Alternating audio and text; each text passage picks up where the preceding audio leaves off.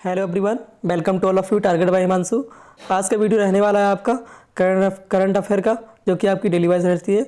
तो आज डेट है आपकी 1 सितंबर 2020 ना। तो ये आपकी आज की करंट अफेयर है। तो चलिए देखते हैं आज की करंट अफेयर में आपके क्या क्या प्रश्न रहेंगे। पहला प्रश्न है आपका, भारत की पहली cardiologist doctor S Padmavati, God mother of cardiologist, का हाल ही में कितने वर्ष की उम्र में निधन हो गया है। ए आपका दिया है 84 वर्ष, बी आपका दिया है 96 वर्ष, सी आपका दिया है 103 वर्ष, डी आपका दिया है 112 वर्ष। तो इसका जो राइट ऑप्शन है वह आपका सी ऑप्शन सही है। 103 वर्ष में इनका निधन हो गया है।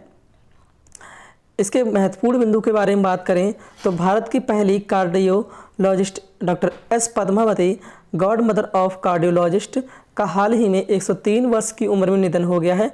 उन्हें भारत में पहली कार्डियक केयर यूनिट की स्थापना का श्रेय दिया जाता है। पिछले 11 दिनों में उनका नेशनल हाई इंस्टीट्यूट में कोविड-19 का इलाज चल रहा था। उन्होंने ही वर्ष 1981 में नेशनल हार्ट इंस्टीट्यूट की स्थापना की थी। नेक्स्ट देखते हैं, अडानी ग्रुप और जीवीके ग्रुप में किस इंटरनेशनल एयरपोर्ट लिमिटेड में 74% हिस्सेदारी खरीदने के लिए एक समझौता हुआ है।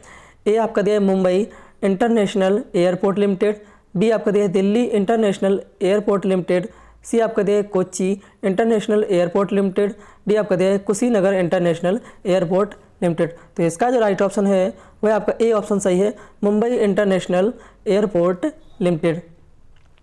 इसके महत्वपूर्ण बिंदु के बारे में बात करें तो गौतम अडानी के नेतृत्व वाली अडानी ग्रुप और जीवीके ग्रुप में मुंबई इंटरनेशनल एयरपोर्ट लिमिटेड में 74% हिस्सेदारी खरीदने के लिए एक समझौता हुआ है।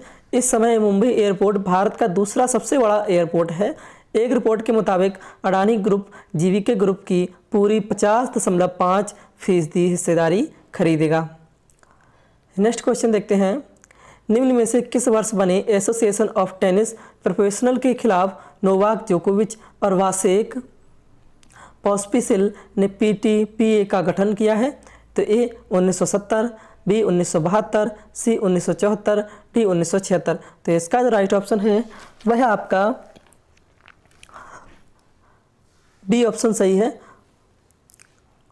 1972। इसके महत्वपूर्ण बिंदु के बारे में बात करें तो देखिए, वर्ष 1972 में बने एसोसिएशन ऑफ टेनिस प्रोफेशनल के खिलाफ विश्व के नंबर 1 खिलाड़ी नोवाक जोकोविच और कनाडा के वासेक पॉस्पिसिल ने पीटीपीए यानी प्रोफेशनल टेनिस प्लेयर्स एसोसिएशन का गठन किया है। हाल ही में नोवाक जोकोविच ने एटीपी के अध्यक्ष पद से इस्तीफा दे दिया है।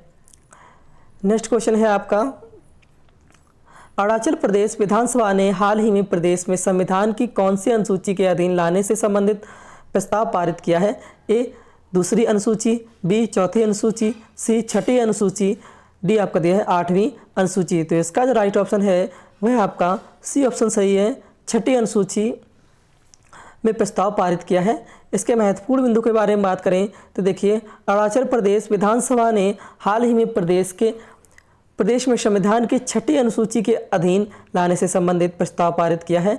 यह छठी अनुसूची 4 पूर्वोत्तर राज्यों, जो कि आपके नाम दिए हैं असम, मेघालय, त्रिपुरा और मिजोरम के राजनीतिक क्षेत्रों के प्रशासन के संबंध में अनुच्छेद 244 के अनुरूप व्यवहार करती है। नेक्स्ट क्वेश्चन है आपका, यूएई ने हाल ही में भारत ग्रामीण किसानों और यूएई के फूड इंडस्ट्री के बीच अंतर को कम करने के लिए किस प्लेटफॉर्म की शुरुआत की है। ए आपका दिया offline platform, B E market platform, C card platform, D आपका दिया गेटवे प्लेटफॉर्म। तो इसका जो राइट आंसर है, इसका जो सही आंसर है वह आपका बी ऑप्शन सही है, ई मार्केट प्लेटफॉर्म। इसके महत्वपूर्ण बिंदु के बारे में बात करें तो संयुक्त राज्य अमीरात यानी कि यूएई में जो है ने हाल ही में भारत ग्रामीण किसानों और यूएई के फूड इंडस्ट्रीज के बीच अंतर को कम करने के लिए नई तकनीकी आधारित जिस कारोबार और ई मार्केट प्लेटफॉर्म की शुरुआत की है। इस एग्रीयूटा ई मार्केट प्लेस के द्वारा किसान बिचौलियों को दरकिनार करते हुए आपूर्ति श्रृंखला का अधिकतम उपयोग कर सकेंगे। नेक्स्ट है आपका, निम्न में से किस राज्य के मुख्यमंत्री और रेल राज्य मंत्री ने नेलमंगला से बेल तक पहली बार रोरो सेवा को हरी झंडी दी है। ए महाराष्ट्र, बी आपका कर्नाटक, सी आपका दिया है गुजरात और डी ऑप्शन आपका दिया है